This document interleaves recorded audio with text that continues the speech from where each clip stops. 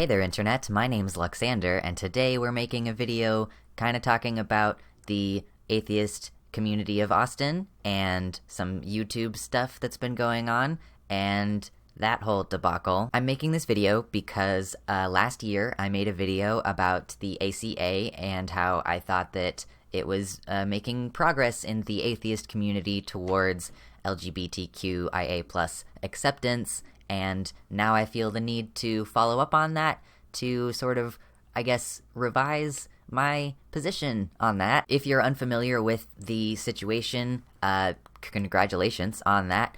I will link to a YouTuber Essence of Thought in the description below so that you can check out an extended timeline of what's been going on if you would like to do that.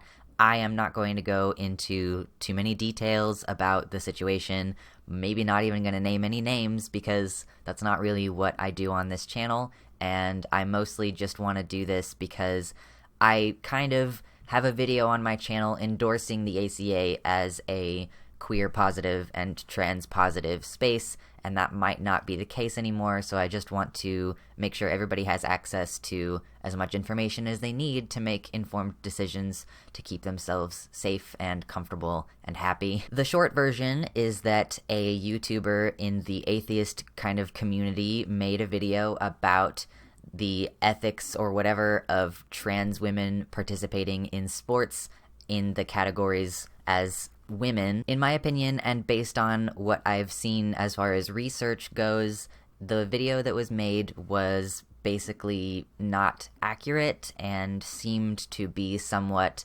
fear-mongering, and it sort of fits into a pattern of dehumanization where trans people's ability to participate in public life is subject to enhanced scrutiny. And what this has done is basically reopen the rift in the atheist community about trans people and trans rights. Just to provide a little bit of background to this situation, I have been sort of in the atheist community for a long time. By that I mean I started out my blogging career there. That's where I sort of cut my teeth on activism, while also being interested in gay rights and stuff like that. But I stopped participating in the atheist-centric part of the online community because of a growing amount of hostility towards non-binary people, our pronouns, our lived experience. That being subject to debate on a near constant basis was wearing at me and made me feel uncomfortable and unsafe, because the environment was one that's basically like, we can ask questions. If you're saying we can't ask questions, then that's just as bad as religious dogma, instead of realizing that people are arguing from a place of motivated bias and not even being willing to look at the science, and people basically saying, like, sociology isn't a real science, you know, that kind of pervasive attitude where if you can't prove something with numbers or whatever, then effectively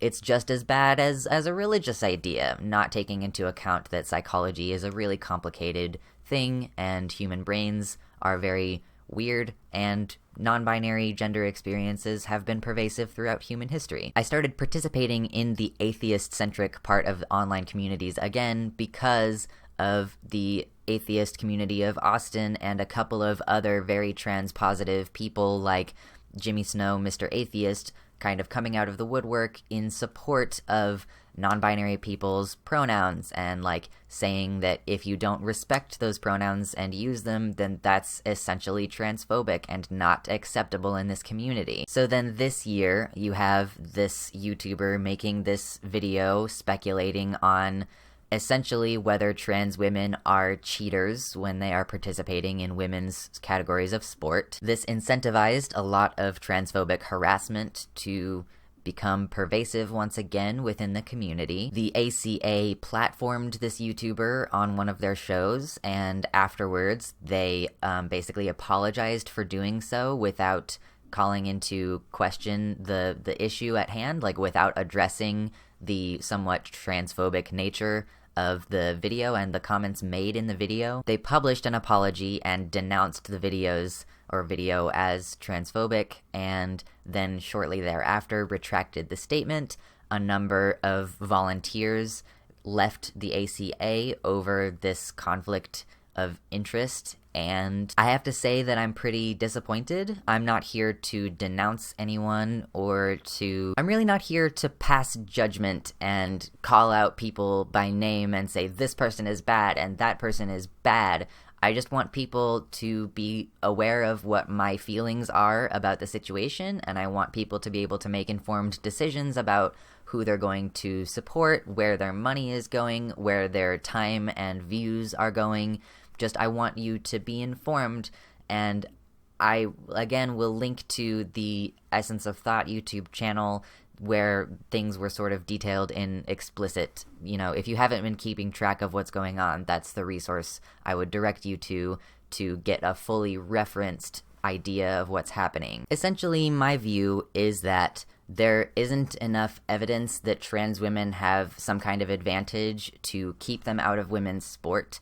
I think that if you are going to make a video saying that there is something wrong, then you would not only need to prove that trans women have an advantage, but you would then need to prove that it's an unfair advantage, and not something that you would also easily see with a cis woman with similar attributes. So it seems to me like there isn't enough evidence that trans women are somehow unfairly advantaged to then take this step of stripping them of their human rights.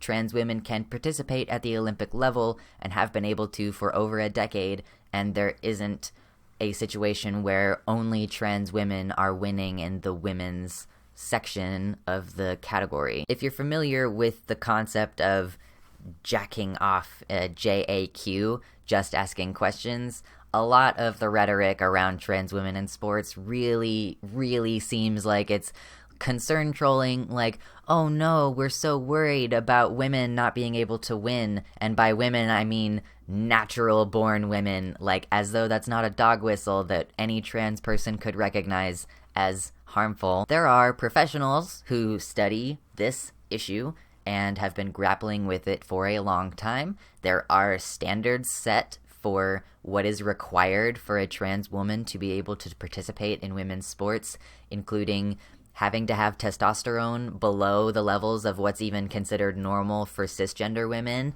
and having to be on estrogen therapy for at least a year in some cases. And I think at the Olympic level, you have to even have had reassignment surgery. You have to have had your genitals reconfigured by science in order to participate, so it's not like there aren't people already dealing with this issue who know a lot more about it than I do, and a lot more about it than this random YouTuber does. And I'm generally disappointed in the fact that people are not willing to at least say this video caused harm, in the sense that it incensed a bunch of people to start harassing trans people, to the extent that the ACA itself had to lose a number of their volunteers over the sheer volume of hateful comments that were being directed at them. This is not surprising, though.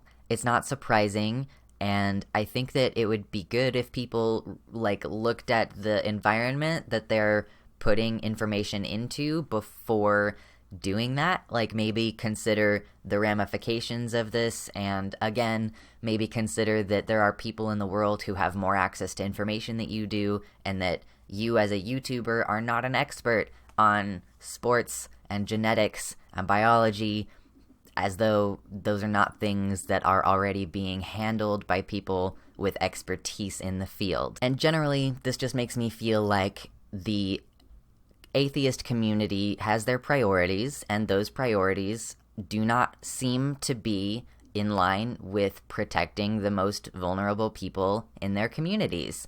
It seems like the priority is to subject every single subject to debate, and saying, it doesn't, if we don't talk about this, then that's Orwellian, and that's stifling our free speech. When the reality is that trans people and their bodies and our bodies are subjected to extreme amounts of scrutiny in basically every aspect of our lives, and I don't think that it's honest for someone to not see, to not acknowledge how this sort of scrutiny on our bodies in sports is exactly the same as scrutiny on our bodies in bathrooms. It's just about prioritizing the feelings of cis women over the health, safety, and human rights of transgender women.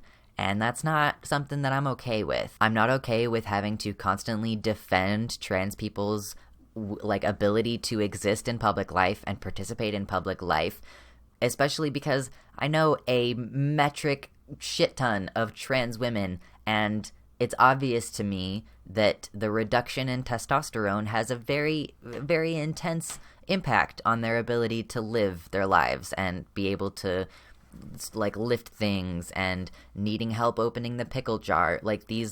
I know so many trans women that it's obvious that there is at least they're at least not the same as cis men when it comes to competition. So I don't know, it seems to me like it's okay for trans people to participate as long as it's literally not possible for them to win. It's okay for trans women to participate in women's categories, but the second they win something, it's like, oh, well, yeah, clearly you won because you're really a man.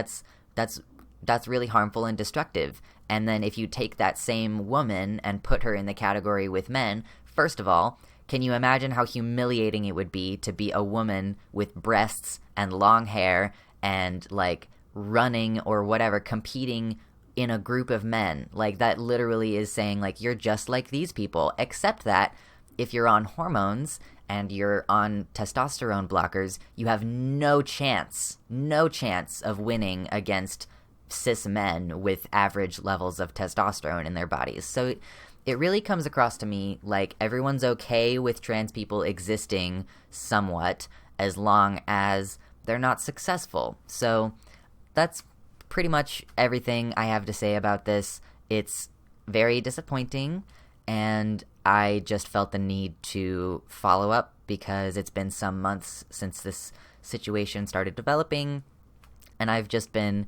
repeatedly disappointed. It's not even the first time that the ACA has knowingly platformed a transphobe, and I'm not going to get into the details about that, but I was aware of a situation that happened before this whole debacle that already made me feel like the ACA was not on the side of trans people and valued promoting the work of people with large followings over the safety and well-being of trans people within their communities. So it's not like this is brand new to me.